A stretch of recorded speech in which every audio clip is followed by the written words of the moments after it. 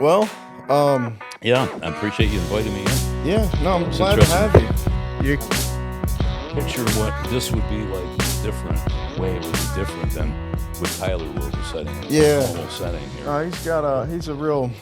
Tyler's a cool guy. Actually had him. He was one of the original guys on my original show where I was doing it at my dining room table. I met him at the radio station, and he had this real professional sounding voice when he went on the radio. Yes. And then off the air, he was so freaking funny. I was like, I got to get this guy Yeah, and talk yeah, to him.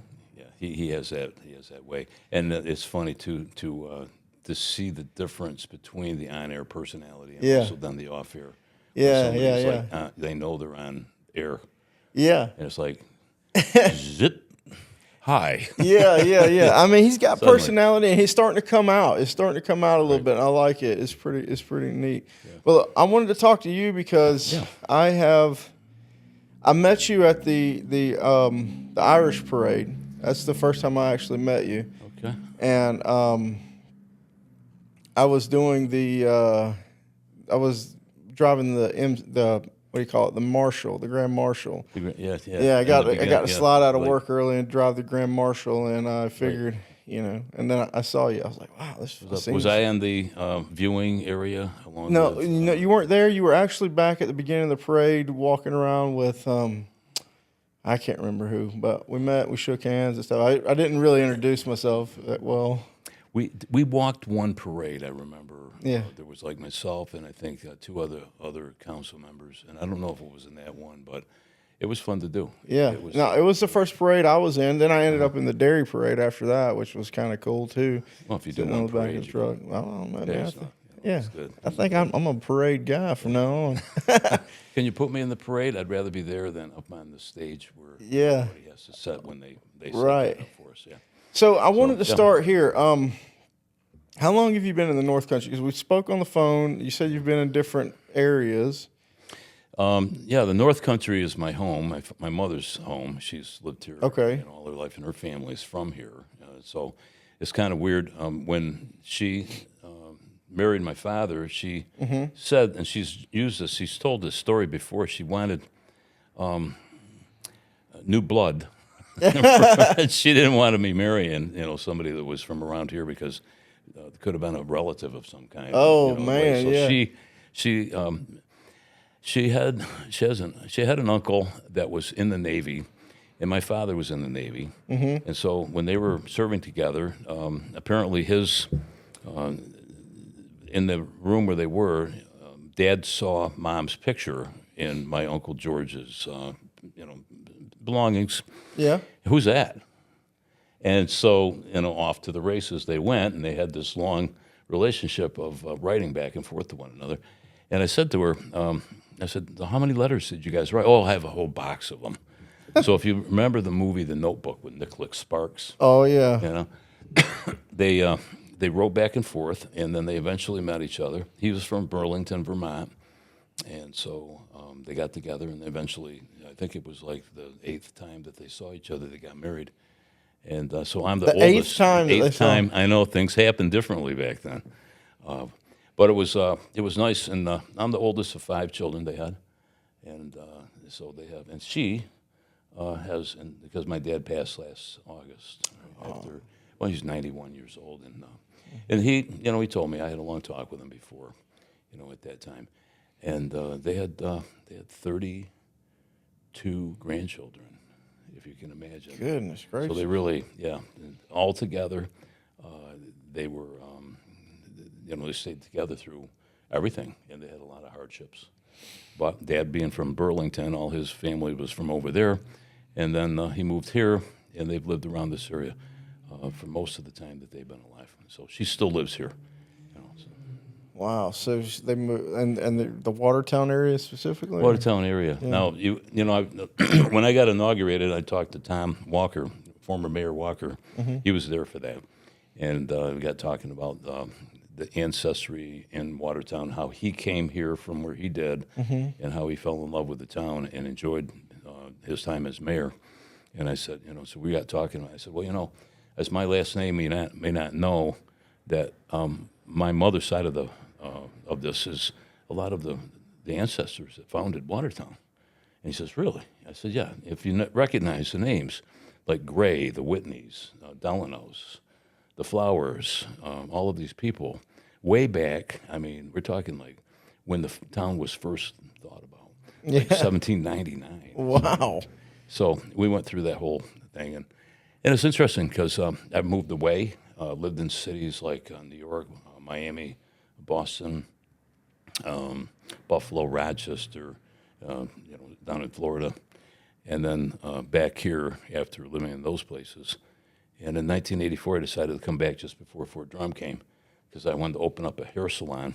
Yeah. And, You have some nice hair, by the way. Yeah, it was a long time ago. I still have people come up and say, hey, you cut my hair back then. It was great. You still do hair? That's what so how did you end up, what made you leave? How did you leave? After high school, I just wanted to see what was out there, what other opportunities there were. And lived in Canandaigua for a while and worked in construction with my father. And then I got laid off and went to Buffalo, drew unemployment while I went to hair school. And then we went to Rochester, and it was just, it was interesting to see how other people lived. Yeah. And then coming back here after being somewhere else and then seeing how we were doing things and how Watertown was a little behind, you can bring ideas back from other places. And, Yeah. I did a lot of that, with different things. I went up to Maine, and there was like tricolor houses up there. I had my house up on State Street where my hair salon was, and I said, I'm going to paint it gray, rose color, like pink, and a blue. And I did, and it was like people were going by the house going, where'd you think of that? Well, I didn't think of it. It was something they did all the time in New England, and then more and more people, you see more people now doing 3 colors on their houses.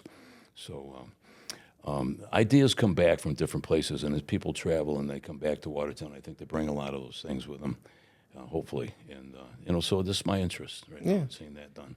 Not just houses, but other things. Right, and other things. Yeah. That's what I was going to get. So you went from, how did you end up decided you want to get into politics? Well, it's an interesting story. I have 6 children, and my daughter Marissa was born prematurely. She had insurance. The company dropped us when they found out she was born premature. They told me that it was cheaper for them to litigate it than it was to pay the bill of $280,000 for her to be in the hospital for 3 months at St. Joe's. She was a little tiny thing, just about 1 pound and 9 ounces when she was born. And so over 3 months, she matured. Now she's 37 years old. She's getting married in November. But we fought for the insurance to cover her after they had dropped us. And I felt it was wrong that insurance companies could do that. So I got involved in politics because of her and the insurance company dropping us, and fought for national health care reform back in the Obamacare days. And then I turned my attention to Watertown because there was an election going on at the time. So you got involved in politics. How do you mean you got involved in the part of that fight you were just talking about? Yeah, the idea of health care, to me, I felt that, if you bought an insurance policy, you should be covered. And when the insurance company decided that they didn't need to, because there was a law that said they didn't have to, and they could drop you, I went to my politician, the guy that was here locally, Bob Norris at the time, and I talked to him about it, and he says, that's how it is. I said, well, that's wrong. And at the time, I was a Republican, and I switched parties over to Democrats because they seemed to be more with the idea of universal health care for people. And so I started writing letters, calling Congress people, all that kind of thing, the activism, right? And then here locally, we had a group of people that were on city council that didn't want to see the Thompson Park pool rebuilt, wanted to cut the fire department, didn't feel that there was any need to build more for young people in the city. And I said, wait a minute. I said, Thompson Park has been, a place where families have gone to for years. I used to go up to that pool. And why aren't you guys interested in rebuilding the pool? I started finding out exactly what they felt versus what I felt was right to do. And then I got together with a lot of advocates, started advocating for the pool, fought for that pool to get rebuilt. And then we And pushed. this is with no official No, title no official or title. nothing. No, I've been like an advocate for different causes in the city long before I got into an actual office. And would go out, I would see something, and I would get my Facebook Live going, Yeah. and talk about whatever. And so we fought. We got people elected to to the office of city council, and those people actually fought and got that pool in the park built. And it was interesting because just seeing what you can do with raising your voice and then getting people together and fighting for something that you want to see accomplished was like it was a game changer. Yes, you can make a difference. You can go in there and actually talk about something, and then if you present it well enough, people agree with you. They're going to back you and back the idea, and then they're going to support it, and that's what began to happen. So a lot more started happening in the city. So I ran, actually, this time that I'm in now, this is my fourth campaign. I ran the first time back in 2015, and then the next year, Chuck, I ran in 2017, and then 19, and then this last time in 2020, I got into office. In 21, I was in office, and it was a hard-fought contest, and nobody expected me to win. I'm progressive, and in this area, it's a very conservative area, and so now we see a lot of things happening and changing in this area right now. So that's fun to see. Yeah, no, I have. I've noticed just since I got here, because I think I got here at right at the end of 21, September 21. Yeah, 21? Yeah, That's September about the 20. time, yeah. I've been here for 3 years exactly last month, and yeah, I've seen you all over Facebook, and what really caught my attention was obviously Facebook, and then you're the only person that's got personalized memes about you around here. Oh, my God. Which is Yeah. Well, which is wild. They love me. That's Yeah. my group of supporters over on the main page. Yeah, That yeah. started, by the way, because I felt I'm looking at the ways of changing people's views on things, and they say a picture is worth 1,000 words. Well, there was a young artist back in around the turn of the century in New York City. His name was Thomas Nast. He worked for Harper's Weekly, and he was brought in by the newspaper because there was a politician, a corrupt politician, used to be a state senator, Boss Tweed, they called him, and the Boss Tweed group. Nothing in New York City happened unless Boss Tweed authorized it and made a cut on whatever was being done. Okay. And what I had kind of likened what was going on in Watertown with different projects that were happening is if it was among the good old boys club that they wanted something done, it got done. But if it was for the people in general, we don't have the money. So they had this attitude of austerity, and I thought, okay, this has got to change. So I started looking at ways of changing people's opinions about the way things are being done. Now, the reason they brought up this concept of political cartoons back under Harper's Weekly was because people were basically illiterate. They could write a 500-word article, and it just wasn't resonating with the people enough to get the support to make the change and bring about the difference that they wanted to see at the time. So I looked at that, and I studied it, and I thought, you know what? There could be some of this being done here. Now, I'm a graphic artist I do graphic art. Really? I used to have a coupon business where I mail out direct mail, Americoops. And so I said, I can put this ability to work. And I started making memes of things that I thought were poignant and a little bit sharp elbowed in harsh words. And it began to catch on, and people, and it made a difference in the way people started to see what was happening in their city.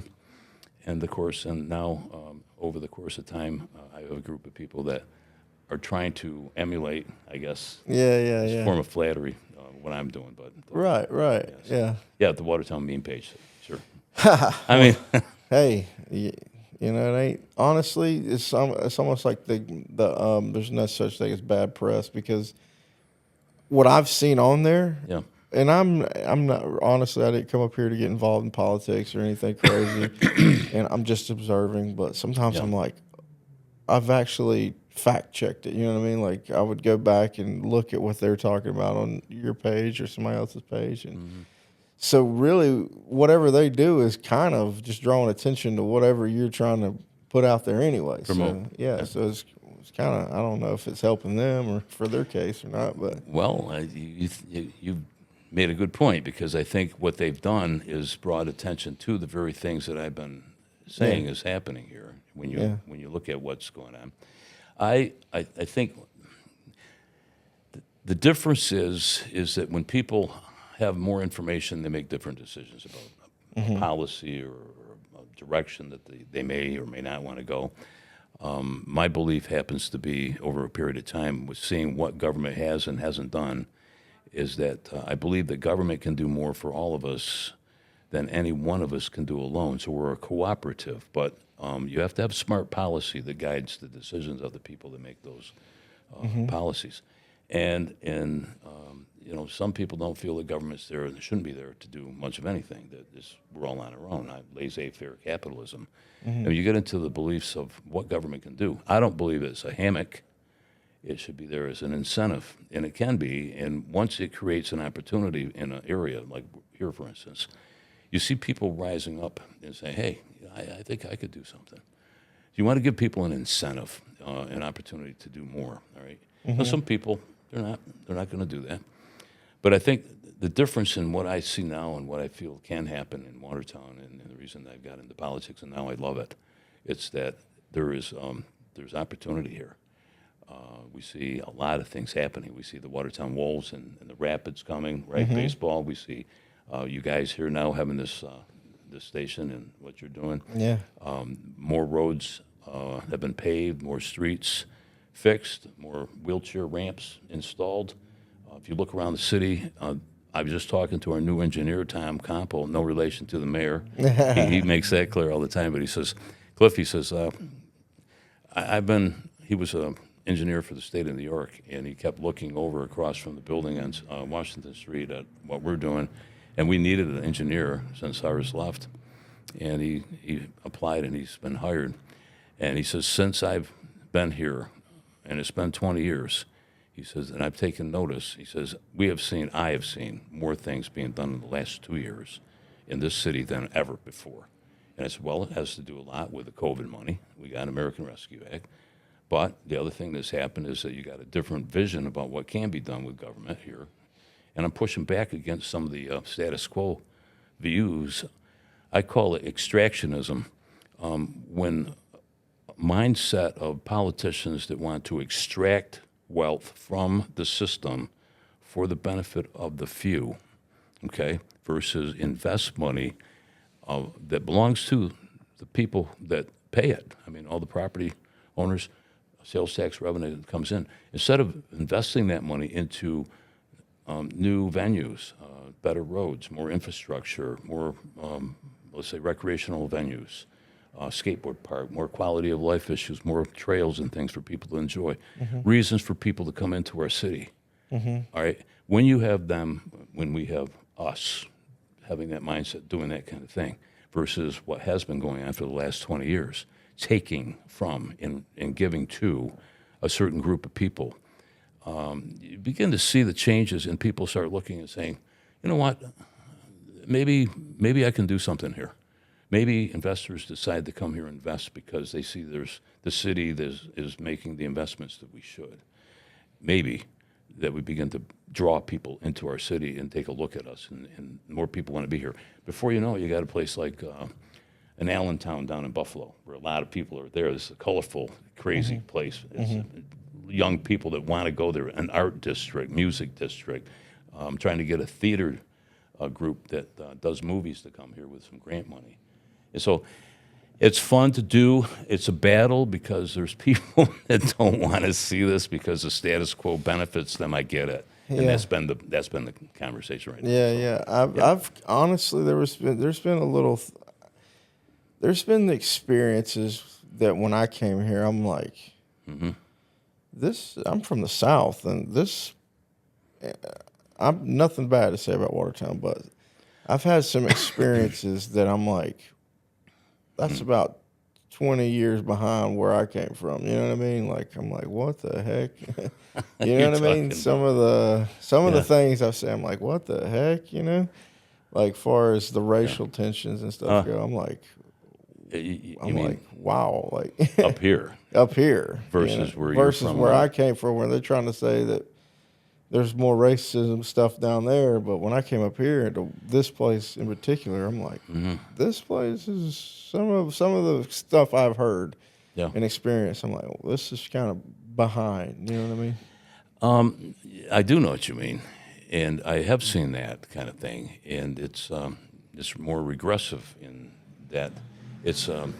I think it comes from a lack of information and having the availability of information in order to allow people to more fully embrace diversity. Personally, when you have a city, for instance, like New York City or any big city like that, you have all these different groups that are there. I've lived in New York City, and I know, and I don't think a thing about people that are different than me. They're all people. We have more in common with one another. All of us do, than that we have that's not in common. And if you look at how people are controlled by the powers that be that want us to be controlled, that want us to support what they're trying to achieve for themselves, all right, not for us as a whole, not as a society, but it's divide us into and express the differences between us. It doesn't matter what race you are, religion, I think, gender, all those things. People care about their families. They care about their health. They care about having enough money to take their kids on vacation. All of these things are important. Quality of life issues, all right? And up here, you got a limited news source. Now we have cable. But I'm amazed, too, because I remember I got off the bus from New York City back years ago. It was in the maybe mid-'80s. And I had a long trench coat on. Most everybody in New York City wears a trench coat because they got rain down there and different things. And I had a shoulder bag, which I still wear. But it was a little different. And I got off the bus station on State Street, and I'm walking up the street to my mom and dad's place on Bronson. And I'm walking along, and I had kind of longish hair, and about, I think there was 4 guys in an old beat-up Chevy with broken shocks in the back without a muffler system that could have been repaired. One guy, he's, brrr, like this, and I look over like that, and he yells out this derogatory term about an LGBTQIA individual who, hey, so-and-so, go back to wherever you're from. And I looked at him, and I'm from Watertown. I mean, I've lived here, and I thought to myself, I said, really? Yeah. I mean, really? So, and they had long hair, and it was like, come on. I mean, so I understand what you're saying. It should be easier than that. Yeah. But we have one thing I have seen, and it's one of my observations here in town because of the things I work on and what I try to answer for questions that people ask when I'm on council, is that there's many, many different levels of understanding among people. Yeah. From way up, and you got your professor types to people who probably didn't finish high school and started the family early, and so you got all of that, and so we make rules as legislators we legislate to like the lowest common denominator among people. So we try to, for instance, you and I, when you're riding your bike down the sidewalk, and when I do, I go slowly. If I'm coming up behind somebody that's walking, hey, how you doing? Good to see you. And the person will turn around and go, hey, how you doing? And then we recognize each other so that we can use the sidewalk together mutually. And I'm not going along too fast so I can accommodate them and they can accommodate me, which is like the thing to do. Many people have rules inside themselves. They have morality. They have their own way of looking at things. They develop that, right? But you have to, in a society, you have people that don't. And they would, take advantage of something if they weren't told, don't do this. Yeah. And so the rest of us that do have those rules have to live with people who don't have those rules. And so we have to have something. And, so recently we're talking about like some kind of a policy that we would pass for e-bikes because some people are like zooming down the sidewalks at 35. Right. Somebody comes out of a doorway and whack. I can see this about. Yeah. So, but we don't have streets that are designated with green paths for bike paths in the city yet on the main things. I personally, I'm not going out there because I'm mindful myself. You are mindful. There are a lot of people that are mindful when they're driving or walking or biking. There are some people that are not mindful. Oops. Well, man, I'm sorry. Didn't mean to run over you. Cliff, I'm gonna tell you something. I mean, seriously. I got to tell you something Yeah. horrifying that almost happened to me. That happened to me. Yeah. I was coming across the Court Street Bridge.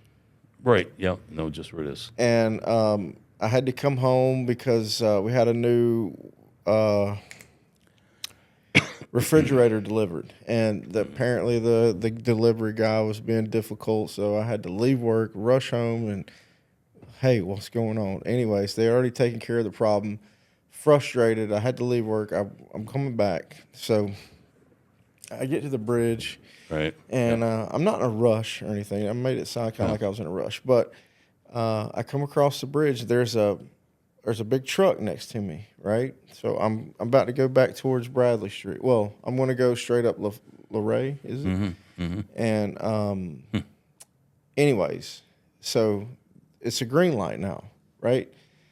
And then some lady's coming across. I didn't see her because obviously there's a red stop sign for her not to walk across the road. The car in front of me goes, and then I'm going down the hill. I can't see to my left. Nothing should be coming. No. You know? Yeah. And all of a sudden, a lady, doesn't look right in the face. Her eyes kind of bugged out, pushing a baby carriage. Comes right in front of me. Like, I almost ran over a baby. She looks at me. She goes, ah. And then she looks behind me and goes, ah, again. I get hit in the back. Boom. I'm like, you get hit in the back. Yeah, I got hit in the back. Slamming on the brakes, and someone behind you's following too closely. Yeah. Yeah. So I mean, Right. But you didn't hit the. No, of course, no, I didn't hit the. But I was like, can you imagine if I had freaking ran over a baby? Like, oh my god. But there's some people just not paying attention out here. No, everybody's in a big hurry to get somewhere, and they, my father. He slowed down a lot as he got older. And we all do slow down a little bit more. I remember coming in from Rochester when I was living down there, and I'd get off from 81. And if you know Rochester at all, there's a can of worms over there. All these different highways interlock, and you have to. It's kind of like our square. Everybody's going around in different ways.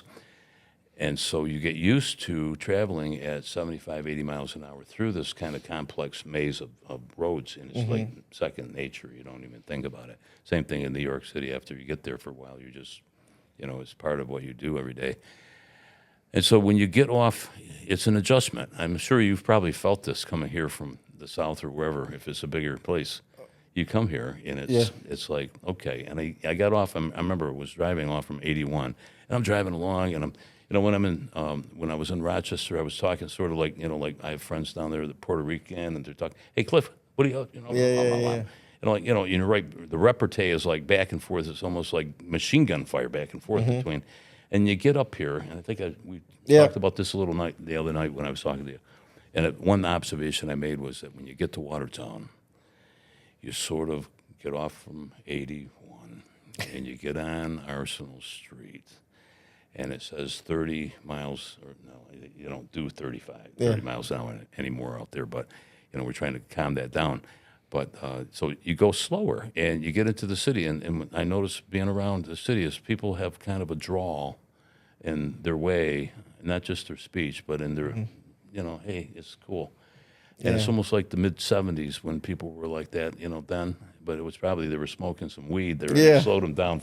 For that reason, but to me, people talk a little bit faster than I'm used to. But there is one thing I know it's different here. Yeah, it's weird. It seems like everybody, even when they got the right of way, when they're crosswalking, they slow down in the middle of the road. I do not understand that. Everybody moment of zen. Yeah, it occurred to them. I'm here. Yeah, they're like, I'm in the middle of the road. I'm used to people scurried across. It's another weird thing. But no, I really like it. Honestly, I like Watertown. It reminds me of a lot of back home, right? Because it's a smaller place. Yep. Everybody's into racing and hunting and stuff like that. But I come from right under Charlotte, so I have some a lot of experience. Like when you go to work, you go to Charlotte. So I would, I'd come home in the kind of the country, then I'd go out in the big city of Charlotte and riding 485, 277, like just like you're saying, some of those roads you're getting it, but then you come back home and you got the little one stop light and all that. But anyway, you pace yourself according to where you are. I noticed, and I have friends that when we talk, when we get together, it's like, repartee kind of real quick, and I sometimes find myself speaking more quickly on council than maybe I should. And of course, the thing I get accused mostly of there is, only you talk too much. I mean, just what is it you're asking these questions for? What are you asking these things for, Paul? You should do your homework.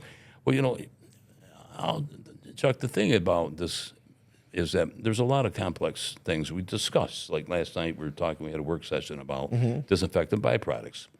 And when I first started looking at that, I researched it extensively.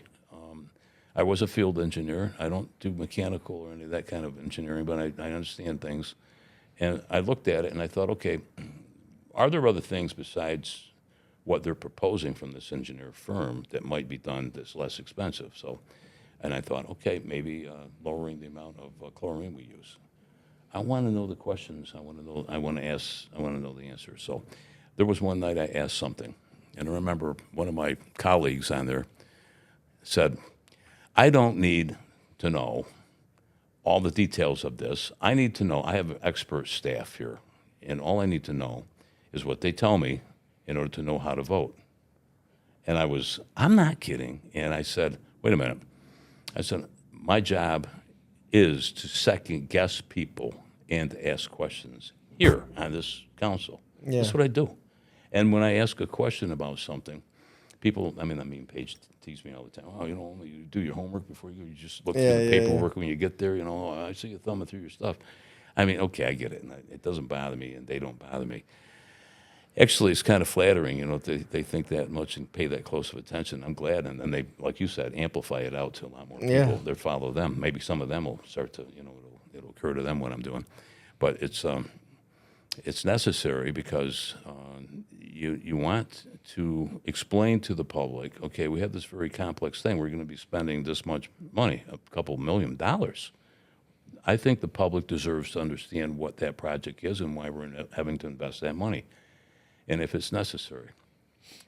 I was told, I was out to Walmart's a couple of nights ago. We got a couple of things. Mary wanted to go out there.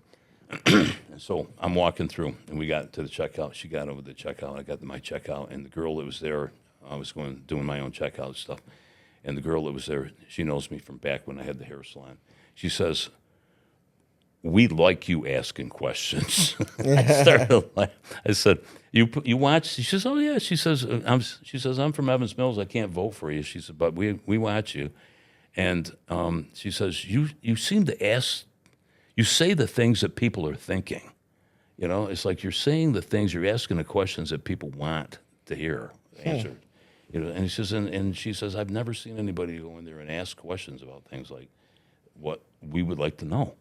And then, the difference is that Watertown's council, actually, we legislate there. Right? We make rules, pass laws, ordinances. And the county legislature is different in that it has committees.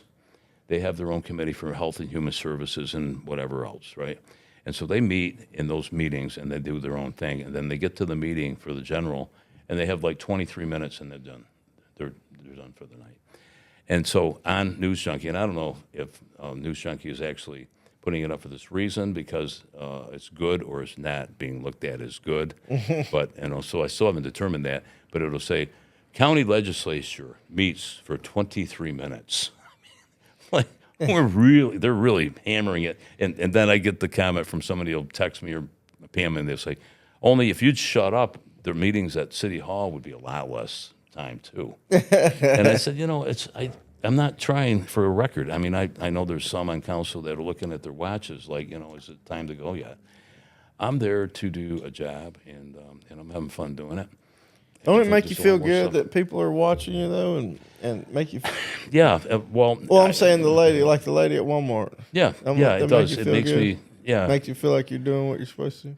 I think so because when I was talking to somebody that I know quite well, and he says, "You make this all about yourself. You love getting on TV." He says, "Seems like you're always getting on TV," and I'm like, "I do get on TV. I make myself available to the reporters. They know that I'm always there if they need a question answered, and I'm glad to do that because that's part of what I want to communicate what we're doing to the public." Okay.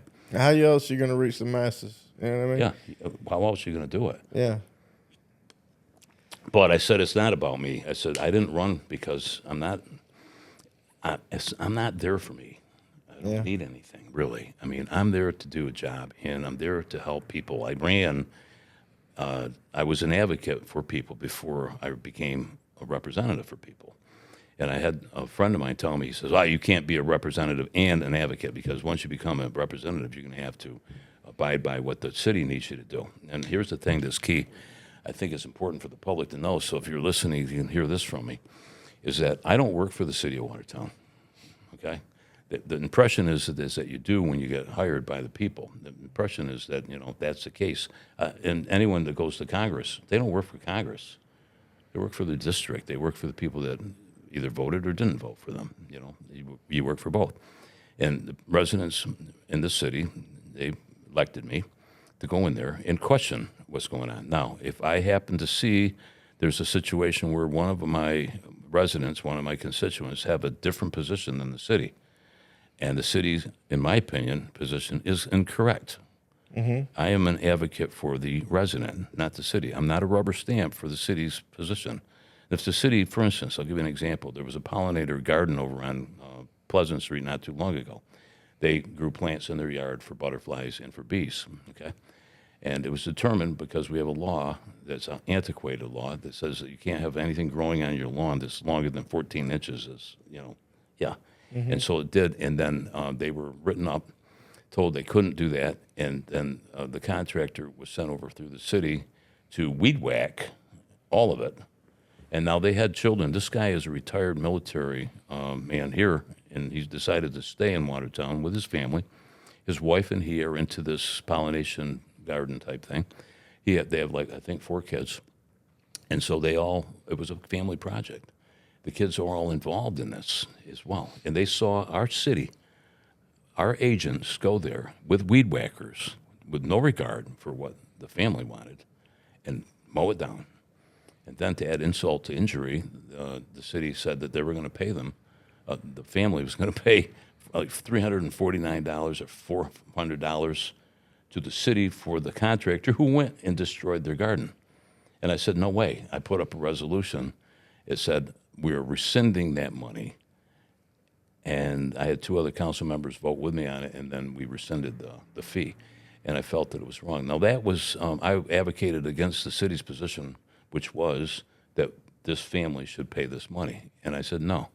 And it's the same thing if I feel that somebody's been wronged in the city by the city.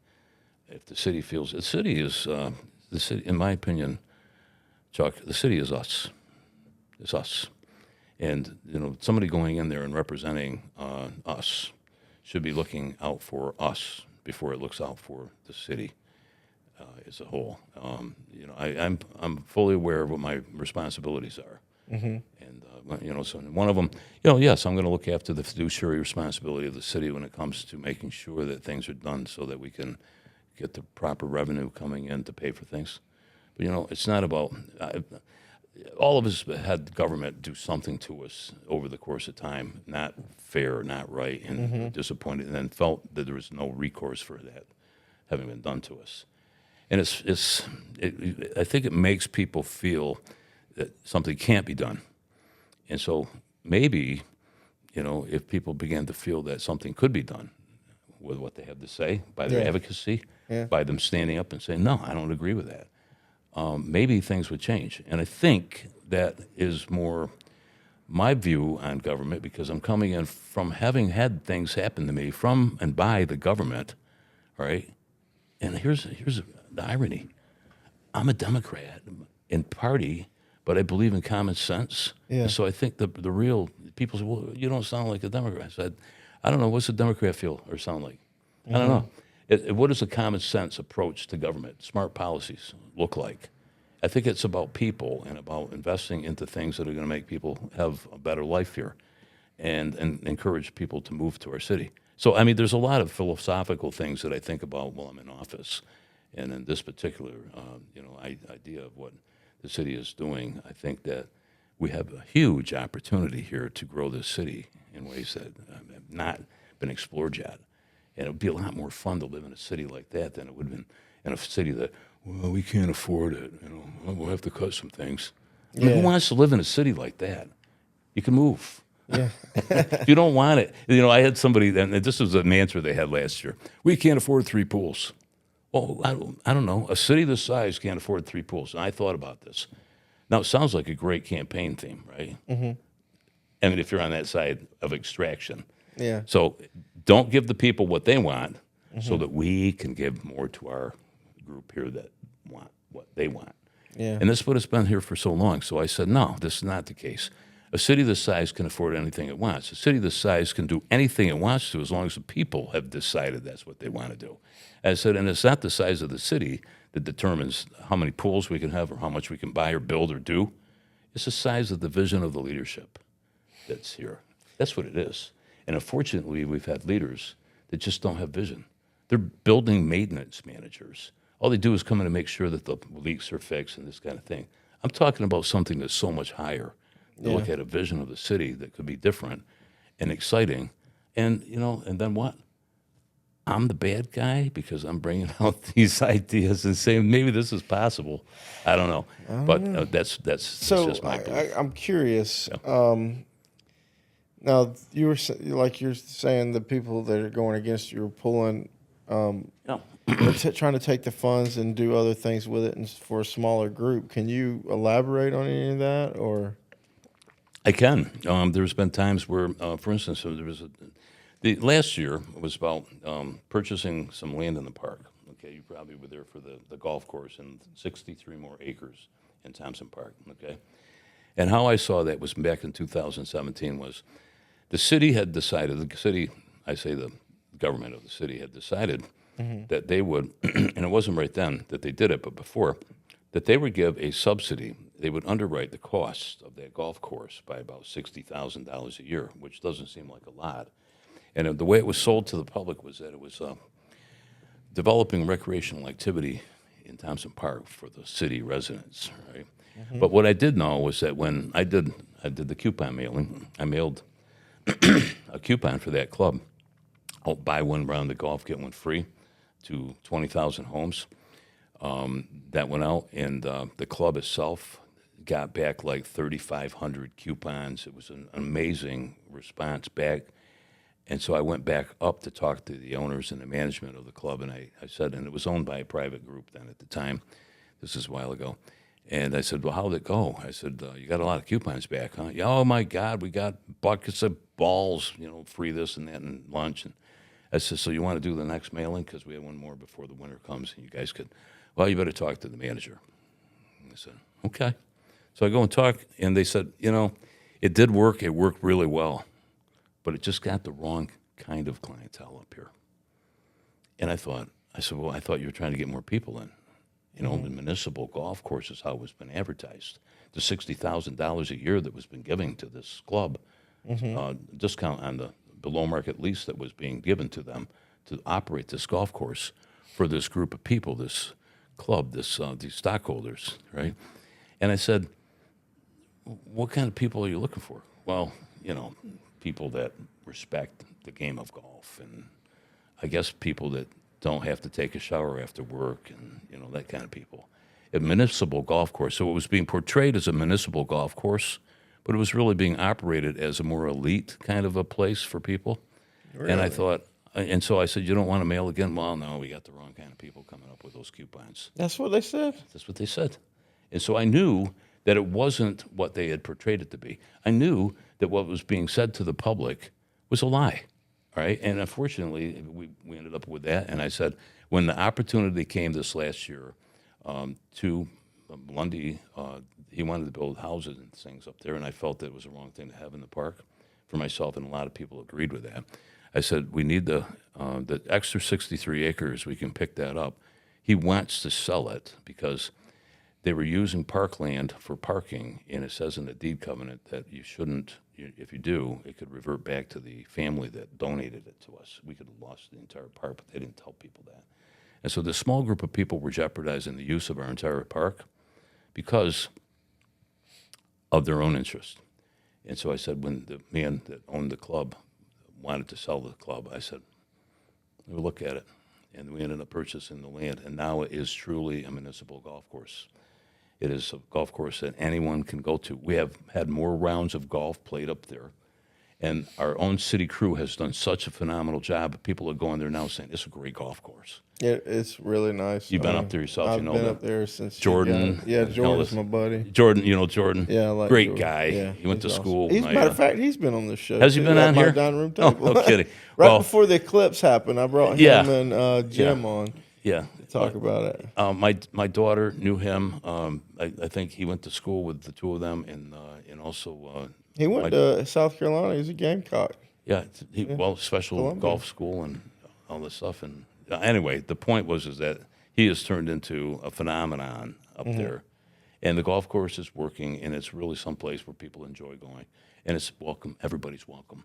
The idea was that it was supposed to be that all along, and but yet when you have some people using the city's resources to benefit themselves in their own small group. Now people say, well, I don't know how that's the case, Cliff. You say this, they say that. Well, yeah, I know they say a lot of things. I'm not in there to, in any way,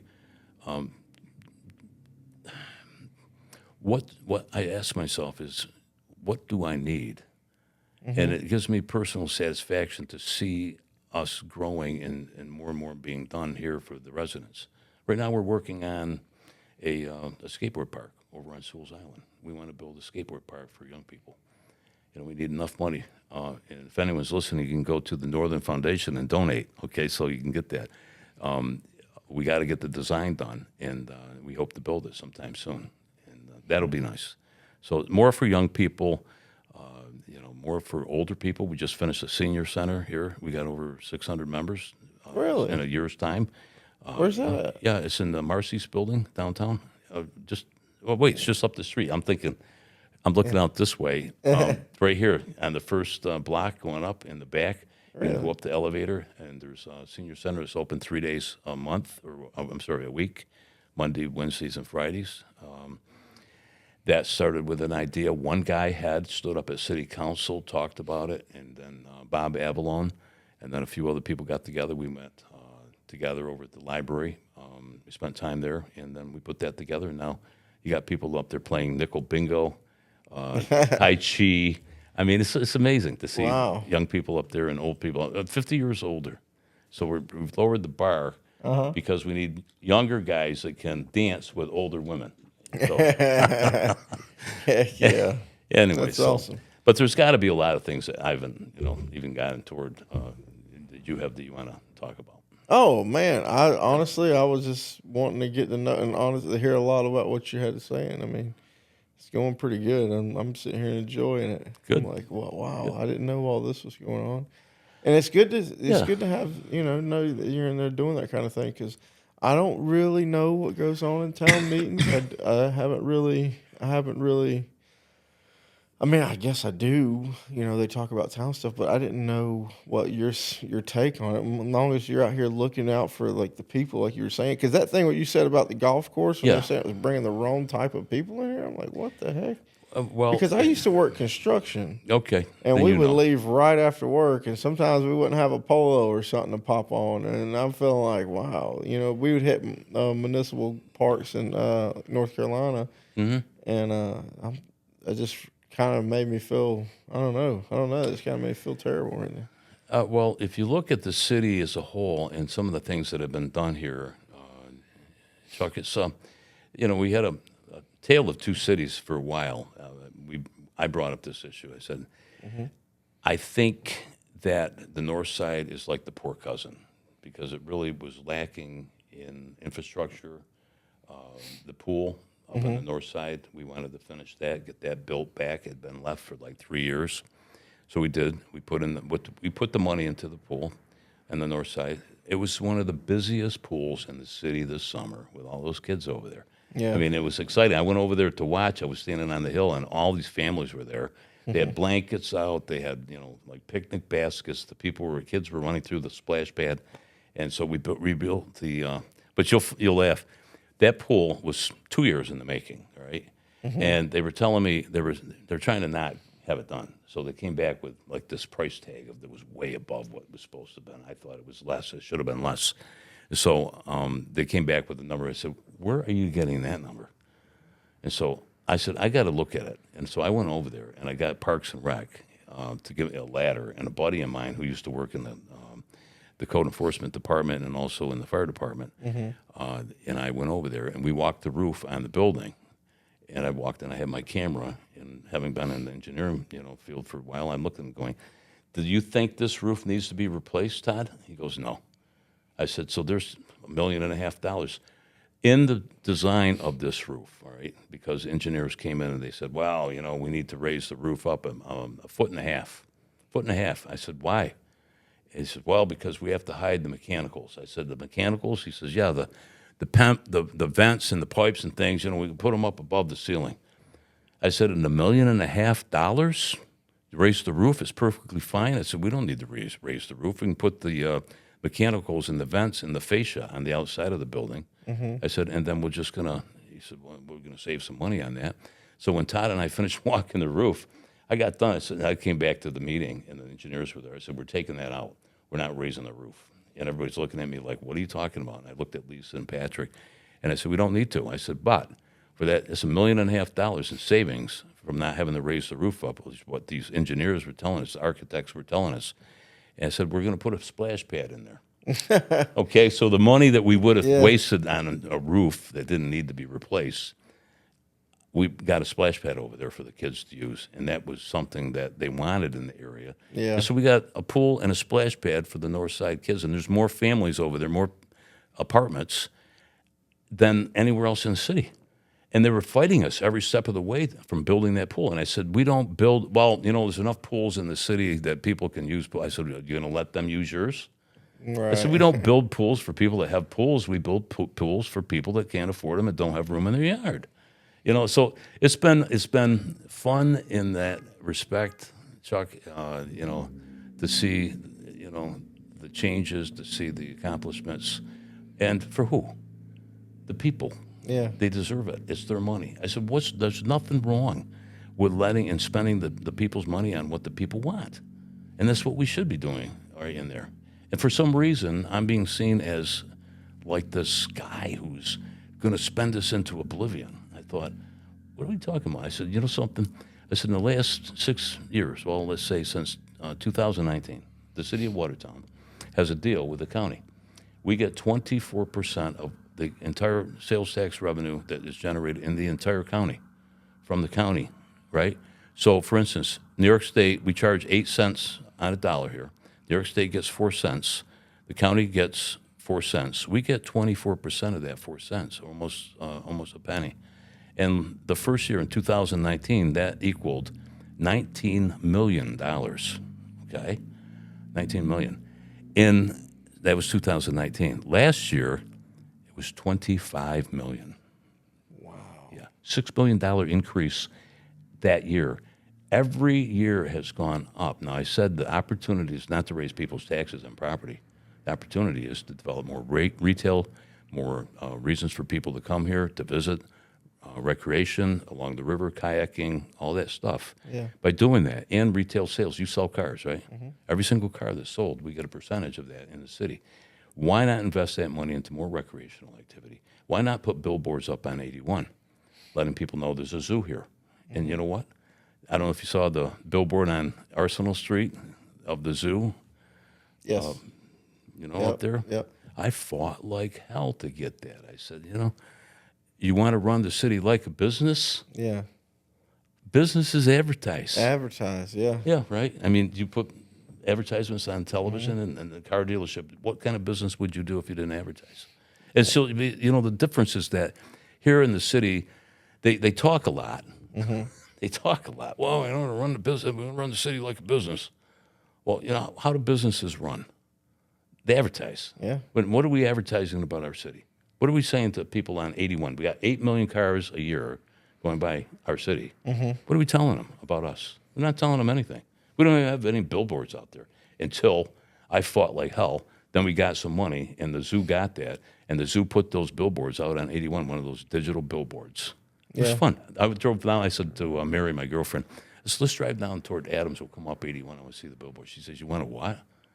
She said, you nuts? I said, no. She said, I know what you mean. So we come up. I'm looking, and in the distance, here's this, like, a mountain lion on this big digital billboard at night. It's dark in this, Zoo, New York. Yeah. I went, yes. I put a high five up in the air. I'm like, that's what we needed, And now people are starting to see that's what we have to do. And I don't know why it's a fight with me over what I think needs to happen. I think I'm right. Yeah. And I'm willing to gamble and bet on it and push forward to it. So that's all. I just think. We'll close it right here, but here's one thing that it's similar, and it's my only take on small town politics. My dad told me, he yelled at me when I was a teenager because I bought gas in another town. Oh. Because he worked for the town of Clover. He's like, he said, don't do that. He goes, if you're going to spend money, spend it right here in town. Keep it in town, buy local. Yeah. I agree. All right. Hey.